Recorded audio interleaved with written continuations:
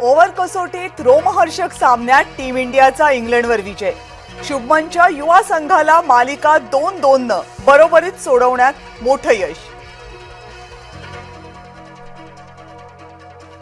संभाजीनगरमध्ये अतिक्रमण कारवाईच्या वेळी राडा, स्थानिकांचा विरोध, पोलिसांचा सौम्य लाठीमार।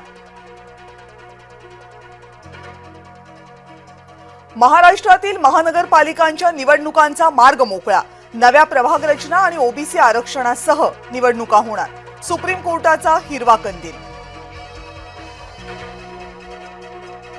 धारावी पुनर्विकास प्रकल्पातील अडचणींचा आढावा घेणार, मुख्यमंत्री देवेंद्र फडणवीस यांची माहिती।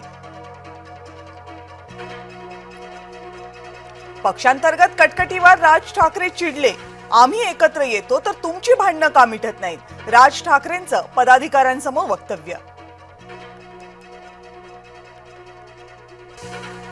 सलग तिसऱ्या आठवड्याची सुरुवात गदारोळानं, प्रश्नोत्तराच्या तासाला लोकसभेमध्ये विरोधकांचा मोठा गोंधळ।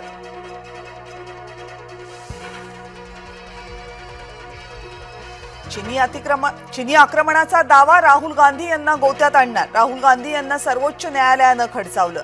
चीननं भूभाग बळकावला, याचा पुरावा कुठे आहे, सर्वोच्च न्यायालयाचा राहुल गांधींना सवाल। पनवेलमधल्या डान्स बार हल्ल्याप्रकरणी कारवाई, मनसे नेते योगेश चिले यांना अटक, चिलेसह 8 जण पोलिसांच्या ताब्यात। घटना बंद खोलीत घडली, एट्रॉसिटी अशक्य, पुणे पोलिसांचं पीडित मुलींना पत्र।